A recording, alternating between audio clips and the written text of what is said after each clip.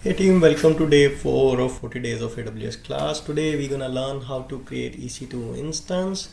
In previous classes we have learned IAM role, policies and all. So today we're gonna learn how to create EC2 instance. Okay. To create EC2 instance you have to go to the services and select EC2. And if it is on your dashboard, you can click on your dashboard also. You can go to that service exactly by clicking there. Okay. Once you land into EC2 dashboard, you have to go to instances and click on instances. You will get the prompt to create your EC2 instances. You can click on launch instances. Yeah, you will see that.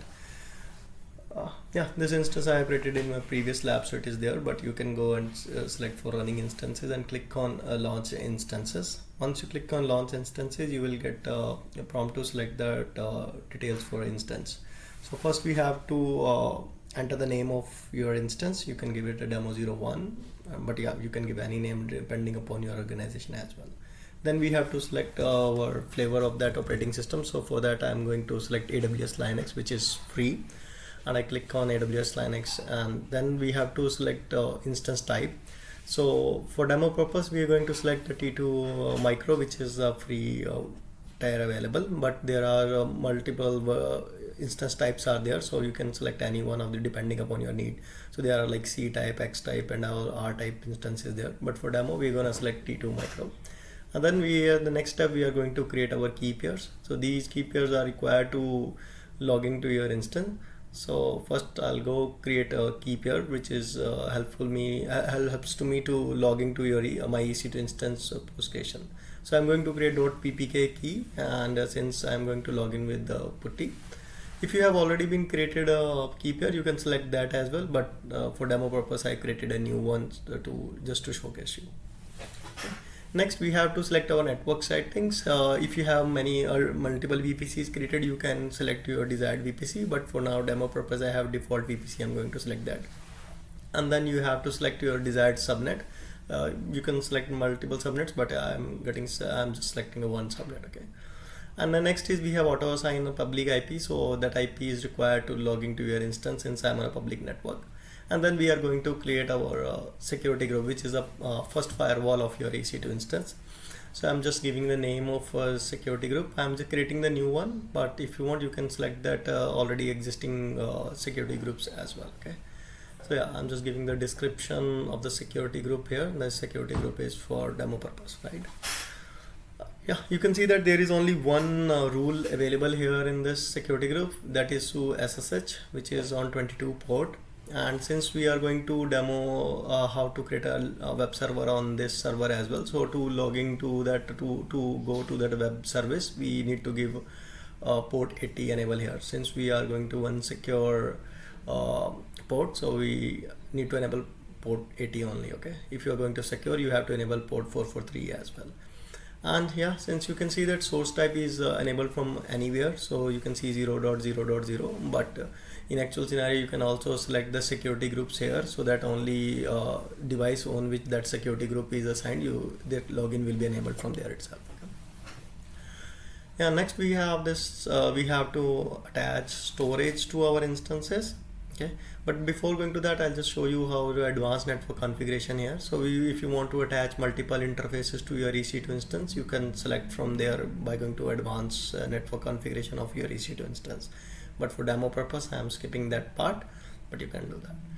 Next part is we have a storage here. So we're going to add storage. If you want, you can add multiple storage disk to your instance and give any size here. But for demo purpose I'm not going to create those, it's a chargeable. So yeah, I'm going with the bare minimum, which is 8 GB required and GB3. Next we are going to select a role. If you remember, we have created this role in our previous class, so I'm just going to assign that role so that my EC2 instance will be capable to perform those actions which are mentioned in that role. Okay. Next is I'm selecting host type is my host name type is my resource name, so you can see my host name will be my resource name. And I am enabling that terminate protection here, so I just enable it. Okay, so enabling it will help me to protect my instance. Nobody can go and terminate my instance if it is enabled. Okay. Next important part which I want to show you is user data. Though it is optional, but if you want to install your any application or your instance or any service to be running on your instance. When your instance up and running, then you can pass your data here. So for now I'm just creating one of the web page here. I'm just installing the web service and creating a small HTML page here, which shows me when I open that public IP of my instance there. Okay. So yeah, now you can see if I click on launch instance, it's started launching that instance. My instance is initiated.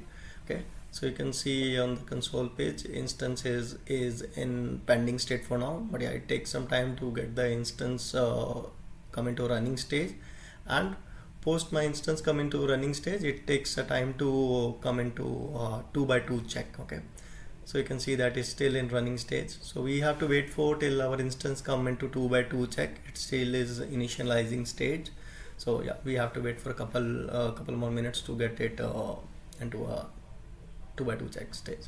Okay, now you can see this is in 2x2 check stage, so we are good. So now I'm going to show you how we can log into our instance. Since I'm on a public network, I'm going to use public IP address to log into my instance. Let me open the putty here. Okay, it's an old session. Let me open a new session for putty here. Now the key which we have created while creating the instance, that come into picture. So we are going to pass on that key into credentials of our SSH. So you have to select that key. Yeah, make sure you generally we have to keep only one key for our environment. Yeah, once you have that key ready, you just pass on and click on login, so you will get the login prompt. And default user for AWS is EC2 user. When you run that user, you are directly logged into your instance. Now you can check your host name of your instance just to make sure this is the same host name which you are seeing in the page. You say that IP is same 172.31.5.181. Okay, yeah, that's how you can log into your instance. Next is how you can open your web page which you have installed installed by using user data there. So if you click on that public DNS, it will open that next page in the browser. And just to make sure that we are not on port 443 is disabled, so it is not opening, but if you enable it on port 480, it will be open. Okay, so let me try with the public IP first, and I will show you how it takes time to get it open. Okay, so if you run it, just you can see that, and you will be able to see that your server is up and running on port 80. Okay, so let me run it on port 80 as well, this domain name. Yeah, now you can see that hello world from this IP address. Okay, this is the host name, sorry, not the IP address. So now this is how you can log into create your EC2 instance. You can create a web server on your EC2 instance, and you can logging your EC2 instance via putty, right? And now we're gonna show you how that terminate production works. If you click on, you can see that this terminate production is enabled. If you want to terminate your instance, you won't be able to do that. Okay, if you see that, you will get the notification. Yeah, now you can see if you want to stop, you can stop your instance, since we didn't enable any stop production there. So you can see your instance has been stopped. Okay, you can see that instance is stopping. So if you want to terminate your instance, you have to disable your terminate production. So for that, you have to go to actions, and you have to go to instance setting. Then you have to go to your termination protection. Yeah, there you have to uncheck that box. It is disabled. You have to save it. Yeah, now you are good. If you want, you can go and terminate your instance. You can see disabled. Now you can terminate. Okay, just refresh it. It will show you that instance is terminating in a couple of seconds. Okay, so this is how you can create your instance, stop and terminate your instance. What is terminate protection? What is the use of public IP? How you can add additional interfaces to your instance? Right, this is how you this is a basic knowledge of how your EC2 services for now. Okay, so hope you like it, and if you have any question or inquiry, please do post in the comments. I'll happy to help you there. And yeah, thanks for watching. Thank you.